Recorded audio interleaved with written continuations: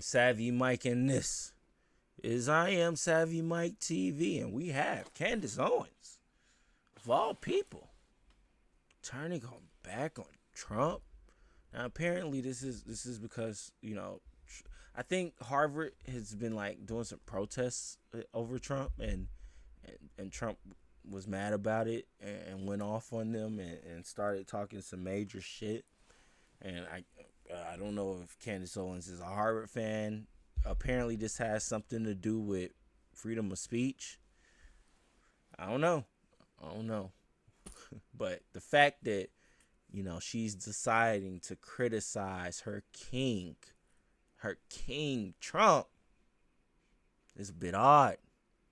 And I want to hear this and listen. Let's listen. I never thought that I would see a day where I would be rooting for a university above Donald J. Trump and his administration. But I don't recognize his administration right now. I don't recognize what's happening.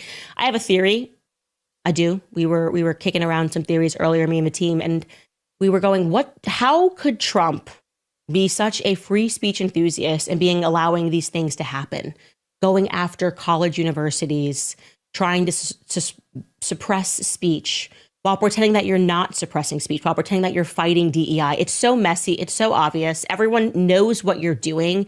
People who are still trying to grift, I suppose, are not willing to challenge you on this, which is ridiculous, because when you are out of office, we are going to have to live with these consequences. Our children are going to have to grow up in this America. Okay. So when you threaten our speech, it's not worth it so that we can have pom-poms and go hurrah for a couple of years, then go, okay, well, yeah, now it kind of stinks because, we're getting arrested. Didn't she vote for this nigga? I don't know. Now, I can understand the nigga that didn't vote for him complaining about this. But a nigga that did? This is what you asked for. You believed in whatever future Trump was preaching about. And this is his future. Suppressing speech that criticizes him. He wants to be like the president of China. But he openly says this. He openly acts like this. He openly moves like this. I try not to talk about politics on here because this is not a political channel. But since Candace Owens is on my fucking screen right now, might as well. This is what you fucking asked for. This. I'm hearing like, and that's what I'm saying. Like, when I say these things, because these are people I've seen. I've seen them support Trump, right? I seen Hispanics. I seen them support Trump, right? And then now all of a sudden, since Buddy, the guy that was illegal, like he actually is a citizen of America, since he got shipped to El Salvador because they thought he was an illegal immigrant, those same people are all of a sudden they want to call Trump out. What are you doing, Trump? What you mean? What he's doing? He's doing what he told you he was gonna do. That's what he's doing.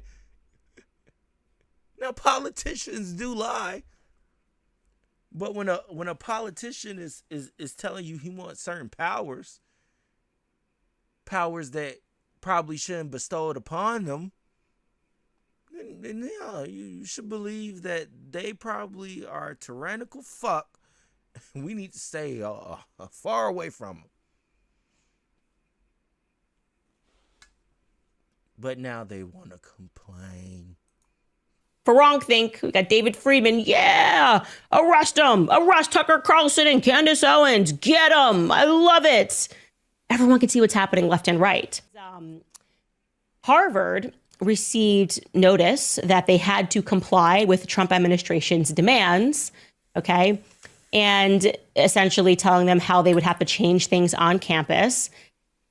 And they're, again, the administration is trying to paint this as they're coming and fighting DEI on campus, and they're not doing that. I'm going to show you it so you can see it with your own eyes. On Monday, Harvard became the first university to openly defy the Trump administration as it demanded sweeping changes to limit activism on campus. Activism is like synonymous with campus, okay? The university frames the government's demands as a threat not only to the Ivy League school, but to the autonomy that the Supreme Court has long granted American universities. They said in a quote, "The university will not surrender its independence or relinquish its constitutional rights." That's what the university lawyers said on Monday. They continued, "Neither Harvard nor any other private university can allow itself to be taken over by the federal government." The federal government says it's freezing more than $2.2 billion in grants and $60 million in contracts to Harvard unless, essentially, we are going to hold your funding unless you comply with these demands. And I'm going to show you, because Harvard has released it, what they're asking them to do. First, I should tell you they've already complied with adopting the IRHA definition of anti-Semitism, which is ridiculous. But so how you have to read this is everywhere, and Skylar, if you don't mind making that a little bigger for me, everywhere that you see the word anti-Semitism, you have to ask yourself what the definition, the new definition of anti-Semitism is, because now we're at critique of Israel, the foreign state, essentially. So as they frame it down there as the discontinuation of DEI, which would be a good thing, saying that we want people to be merit-based and to let go of DEI-based policies, that would be a great thing because that is how the nation should run. They are actually asking them to reform programs that have egregious records of anti-Semitism or other biases, telling them to look at specific programs. Scroll down, Skylar, because I want to get to them essentially just framing this as them needing to take a look at who they're even allowing to come to Harvard on foreign visas and whether or not they disagree with Israel's policies. Like you have to adopt new policies about student groups or clubs that forbid or endorse certain activities. They're talking about student groups that did not get violent, but are opposed to Israel's agenda, which is totally fair because this country is not Israel. It's not Israel. You are totally allowed to critique Israel. I mean, it's an absolute nonsense. It's telling them that these people need to be suspended, that they can't be allowed on campus. Again, making us think that Bibi Netanyahu must be the president of the United States and Trump has no idea what's going on. Here's a clue. If you want people who are feeling threatened on campus because of the response that people are having to feeling like their rights are being infringed upon, maybe don't infringe upon their rights to speech. This is not making it easier for their students on campus, I'm telling you, because this is making it seem like they get special consideration because these rules were not put into place to defend white people when BLM was going on, okay? These rules had never been put in place to defend anybody else.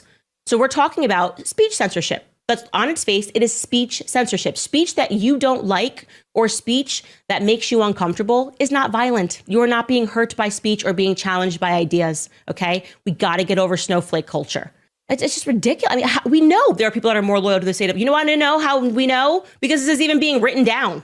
Because this is even being considered as a definition, a working definition of anti-Semitism. Whoever created this working definition is more loyal to the state of Israel than they are to America. Because in America, we believe in free speech. God bless America and no place else. If you could tell me what movie that's from, you are the fucking GOAT.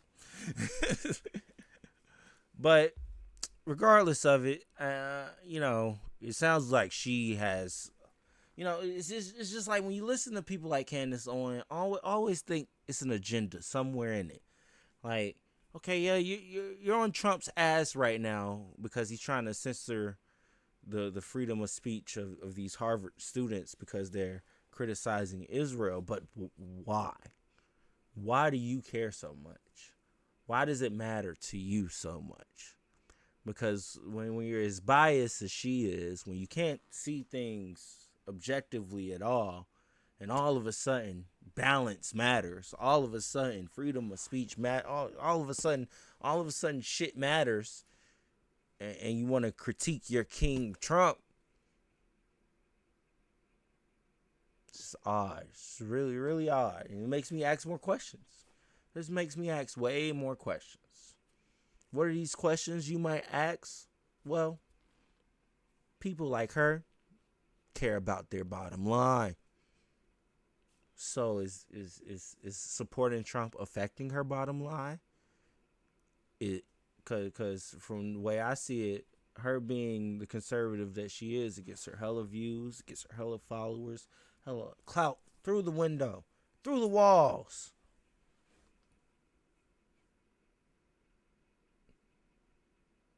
But why all of a sudden is she switching up? Because usually what people like that would do is just find an excuse. Like, oh yeah, he's censoring their speech, but it's because they're criticizing a country they have no business criticizing. Like, they just find a reason, an excuse. Yeah, they'll bullshit you because they want to make sure that the people that love them continue to love them. But now all of a sudden, it's like, Trump, what are you doing? Gotta ask questions, people. Gotta ask questions. Anyways, let me know what y'all think in the comments below. I know. I got a whole bunch of Candace Owens fans that not only have disliked this video, but they are in the comments right now, fucking killing me. It's okay. It's okay. Go crazy. I am Savvy Mike, and this is I Am Savvy Mike TV. Peace.